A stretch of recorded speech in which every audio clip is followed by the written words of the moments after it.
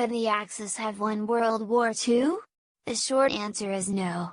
Bar any radical change or a complete restructuring of the country's economy, they were destined to lose. If you want me to cover everything in greater depth, let me know, but for now, I'll keep it simple.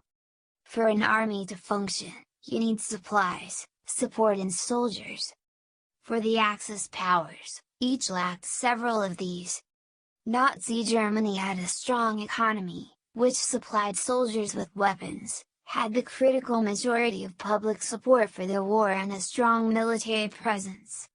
But they had three major issues that crippled any sense of victory. Wunderwaffe, fuel and soldier burnout. Wunderwaffe, or Wonder Weapon, was a Nazi policy chosen by the Führer.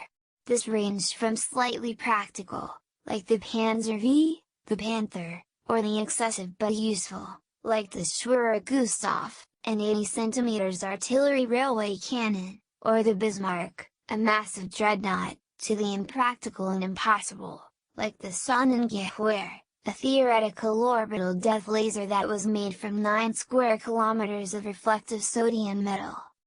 Next was fuel. Northern Germany has significant amounts of oil and natural gas reserves, as well as the nearby countries, but not enough. The exact numbers are tough to tell, but the rate at which oil and petrol were used by the Wehrmacht and Luftwaffe, the Army and Air Force respectively, was greater than what they were producing or importing from their allies. This is why, during Operation Barbarossa, the Führer ordered the securing of the Caucasus oil fields. To do that, they would need to secure the river city of Stalingrad. Iosif Stalin ordered that the three Russian cities of Stalingrad, Leningrad and Moscow would not be lost, leading to a bitter defense. Last was the army burnout.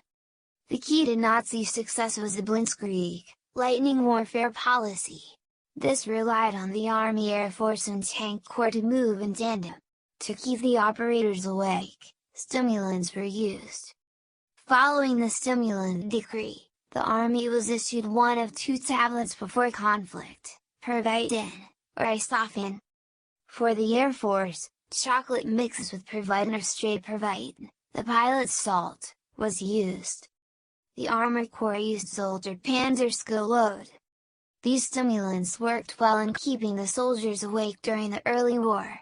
The longer the war took, the greater the strain on their health from repeated drug use.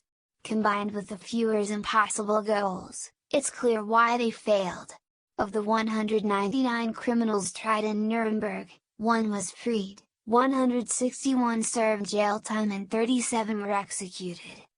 Italy's war problems were similar, but their issues were much worse.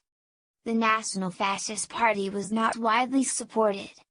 They were only able to come to power by changing the elective system and then banning any opposition. Then there was the issue of industrial production. Italy did not have the resources needed to be self-sufficient, but Il Duce ordered autarky, meaning that only Italian companies were able to produce goods. This led to nepotism and corruption. Lastly, the army was competent, but undersupplied. The L3/35 Fiat Tanket, Fiat Revli 35, and the Carcagno M1891 were weaker than their German counterparts, which meant that they were outperformed by the Allies and resistance forces.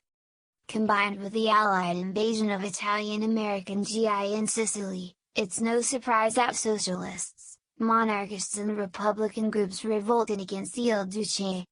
The Nazis attempted to prevent the total Italian collapse by establishing the Italian Socialist Republic, but their army couldn't manage a three-front war. Of the war criminals, 0 were executed or tried for their crimes. Then there was Japan. Comparatively, they unified and industrialized rapidly. They went from an isolationist, agrarian nation to an industrial powerhouse in the span of a generation. The issue was that they lacked the resources Germany or Italy could use, meaning that they needed to get it from the other countries, one way or another. The emperor had near absolute control and support of the empire upon his ascension in 1928. The issue they had was not a lack of soldiers or support but the resources' improper allocation.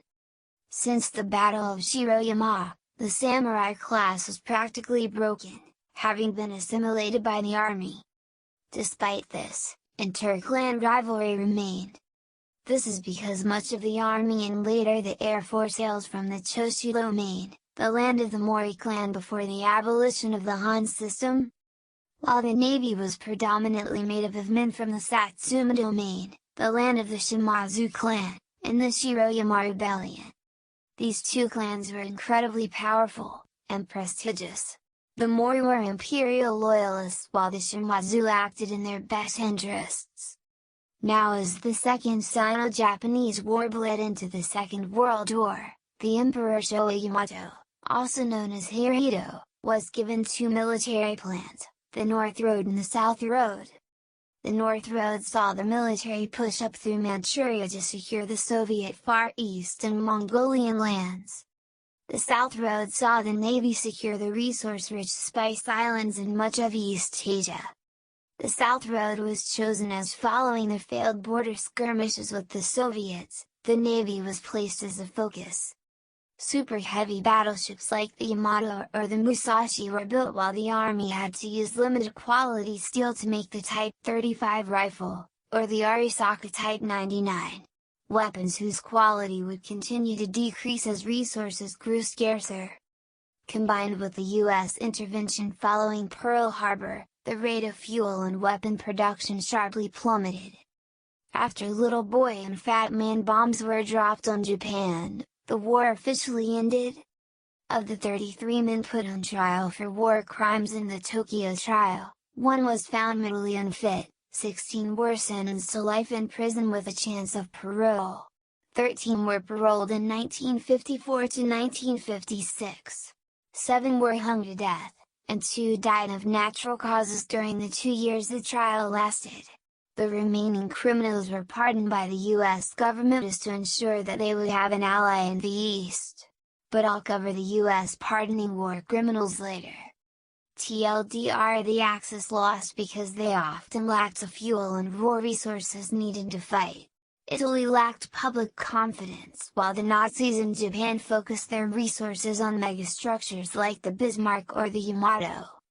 Without those resources, the army ultimately faltered and was crushed under the wave of American and Soviet soldiers.